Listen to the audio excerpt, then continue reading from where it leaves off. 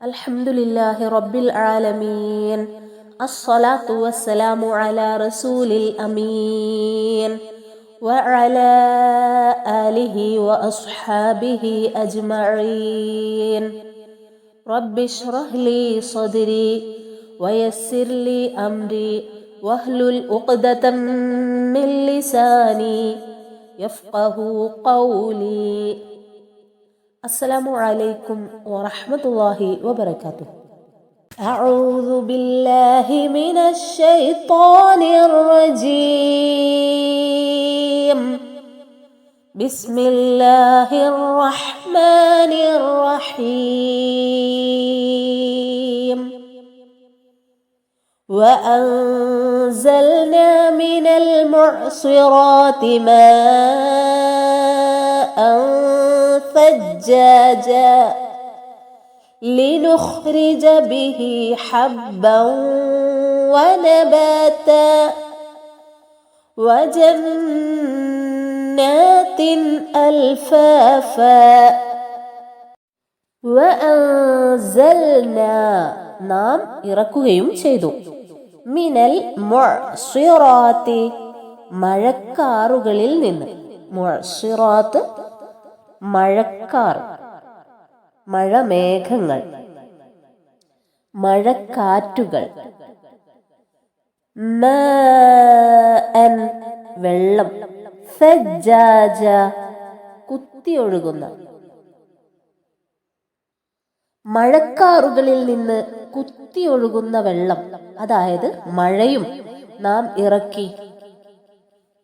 അള്ളാഹുവിൻ്റെ ഏറ്റവും വലിയ അനുഗ്രഹങ്ങളിൽ ഒന്നാണ് മഴ. ആ മഴയെ സംവിധാനിച്ചിരിക്കുന്ന രീതി ഓരോ പ്രദേശത്തിനും ആവശ്യമായ രീതിയിലാണ് മഴയെ അള്ളാഹു സംവിധാനിച്ചിട്ടുള്ളത്.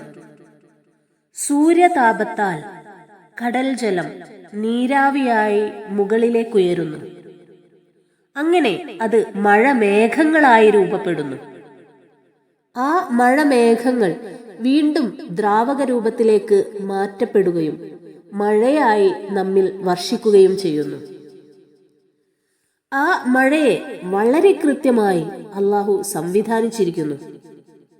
മഴ നിയന്ത്രണമില്ലാതെ പെയ്യുകയാണെങ്കിൽ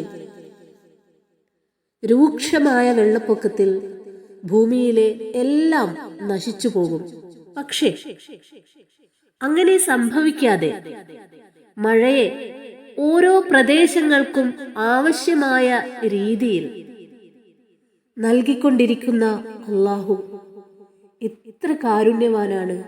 സുബ്ഹാനല്ലാഹ്, അൽഹംദുലില്ലാഹ്.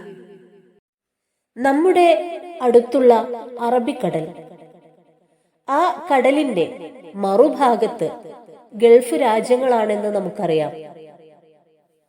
അറബിക്കടലിലെ ജലം നീരാവിയായി മുകളിലേക്ക് ഉയരുകയും മഴമേഘങ്ങൾ രൂപപ്പെടുകയും മഴയായി നമുക്ക് ലഭിക്കുകയും ചെയ്യുന്നുണ്ട്. എന്നാൽ ആ കടലിന്റെ മറുഭാഗത്തുള്ള ഗൾഫ് രാജ്യങ്ങളിൽ നമുക്ക് ലഭിക്കുന്നത് പോലെ മഴ ലഭിക്കുന്നില്ല.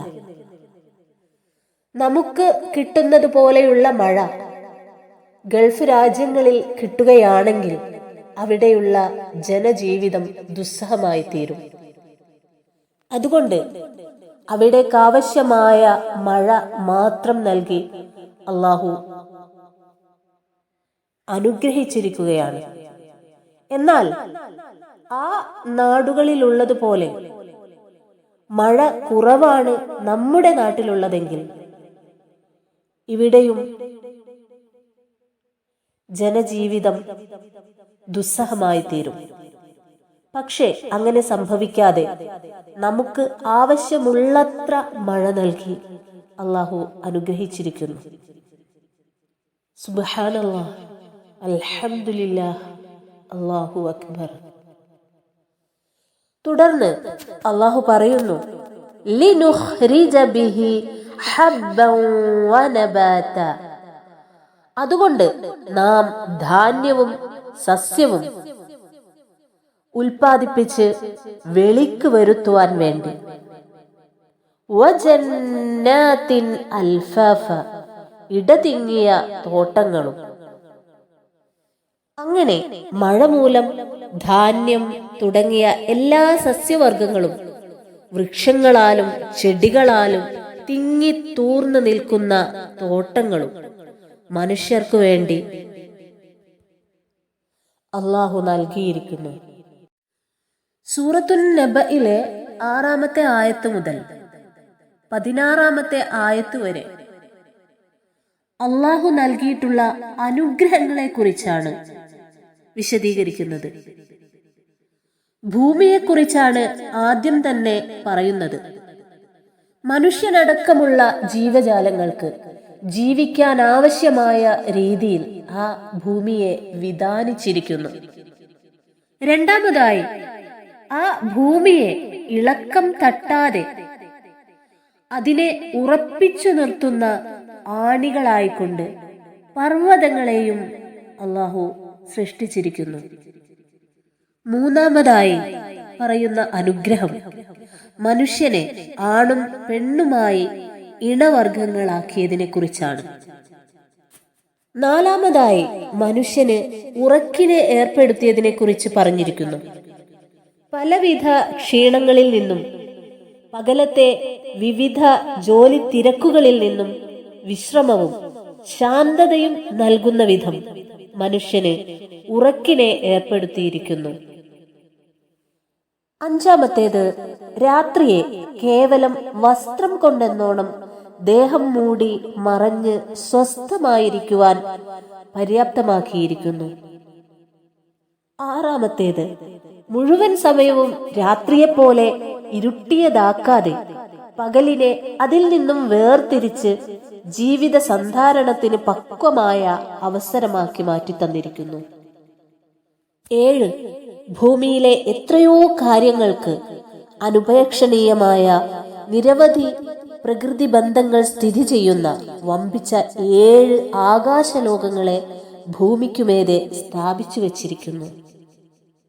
8ാമതായി പറഞ്ഞിരിക്കുന്ന അനുഗ്രഹമാണ് കത്തിജ്വലിച്ചും തിളങ്ങി പ്രകാശിച്ചും കൊണ്ടിരിക്കുന്ന ലോകവിളക്കാകുന്ന സൂര്യനെ ഏർപ്പെടുത്തിയത്.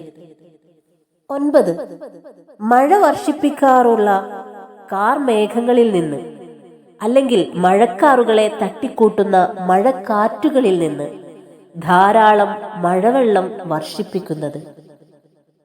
10, അങ്ങനെ മഴ മൂലം ധാന്യം തുടങ്ങിയ എല്ലാ സസ്യവർഗങ്ങളും വൃക്ഷങ്ങളാലും ചെടികളാലും തിങ്ങി വളർന്ന് നിറഞ്ഞു നിൽക്കുന്ന തോട്ടങ്ങളും മനുഷ്യർക്ക് വേണ്ടി ഉൽപ്പാദിപ്പിക്കുന്നത്. സൂറത്തുൻ നഹ്ലിലെ 18ാമത്തെ ആയത്തിൽ അള്ളാഹു പറയുന്നു, وَإِن تَعُدُّوا نِعْمَةَ اللَّهِ لَا تُحْصُوهَا إِنَّ اللَّهَ لَغَفُورٌ رَحِيمٌ. അള്ളാഹുവിന്റെ അനുഗ്രഹത്തെ നിങ്ങൾ എണ്ണുന്ന പക്ഷം നിങ്ങൾ അത് കണക്കാക്കുന്നതല്ല, അതായത് നിങ്ങൾക്കതിന് സാധ്യമല്ല. നിശ്ചയമായും അള്ളാഹു ഏറെ പൊറുക്കുന്നവനും കരുണാനിധിയും തന്നെ.